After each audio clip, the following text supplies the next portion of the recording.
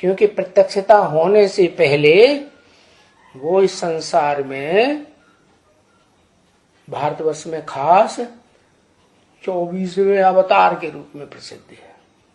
वैसे 10 अवतार भी माने जाते हैं, उनमें भी प्रसिद्ध है। कौन सा अवतार, क्या नाम दिया? रावण का अवतार, महावीर का अवतार, डाक तेड़े की नहीं, राम का अवतार, कंस, क्या कंस अवतार नहीं, कंस का गायन थोड़े ही है। भगवान के रूप में जो आएगा अवतार, उसका तो गायन होगा ना।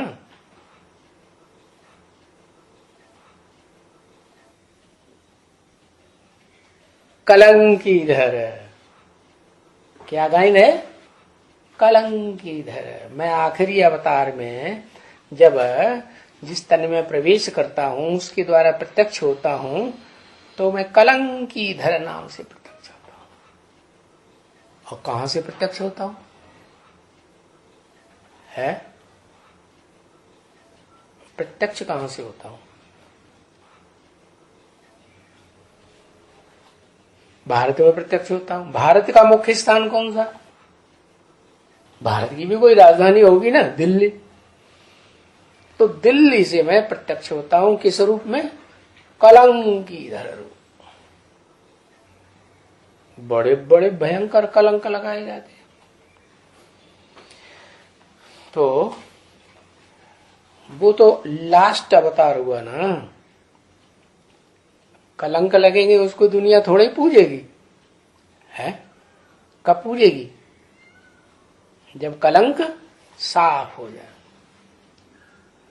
तो वो आत्मा जो है, जो अपन को समझ जाती है कि मैं ज्योति बिंदु आत्मा हूं, तो ऊर्ध्वगति में जाएगी, ऊंचे जाएगी, या अधोगति में जाएगी? ऊंची जाएगी ना।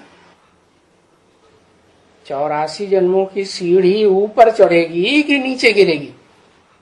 ऊपर चढ़ेगी। तो कहां से शुरू करेगी? कौन से जन्म से? है लास्ट 84वें जन्म से सीढ़ी ऊपर चढ़ना शुरू करेगी।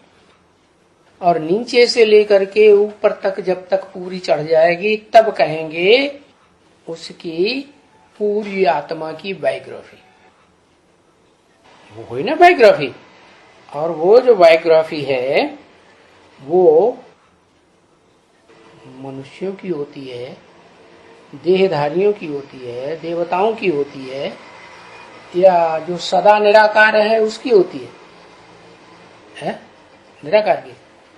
उस निराकार को तो 100% सिर्फ वो ही पहचान पाता है जिसमें वो प्रवेश करता है।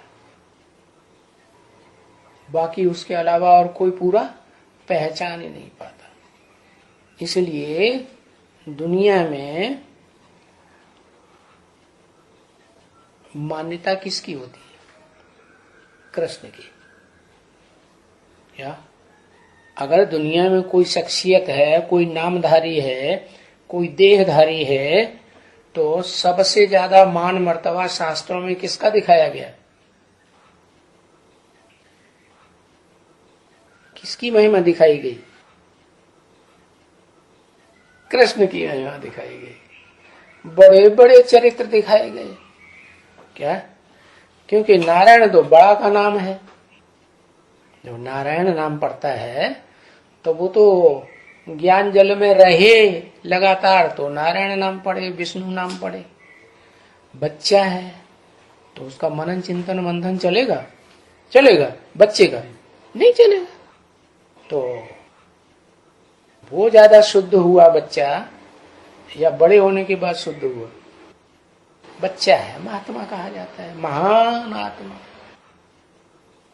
तो उसकी जयंती मनाई जाती है, जो परम पवित्र है। साकार शरीरधारियों के बीच में इस दुनिया में जितने भी, चाहे देवताएं हों, चाहे ऋषि मुनि हों, चाहे राक्षस हों, उनमें सबसे जास्ती पवित्र स्टेज जो बनाता है, उसकी बात दिखाई कि उसका स्टैंप बनना चाहिए। क्या? ठप्पा। पोस्ट ऑफिस में कोई लेटर डाला जाता है ना, तो उस पर जब तक ठप्पा नहीं लगेगा हो जाएगा ही नहीं, फेंक देंगे उसको, डुप्लीकेट है। तो वो थंब स्टैंप बनाना चाहिए, क्योंकि वो स्टैंप स्थायी है इस सृष्टि रूपी रंगमंच पर रहने वाली आत्मा की। और जो आगे पीछे जन्म लेते हैं वो स्थायी है क्या? वो तो स्थायी नहीं है। तो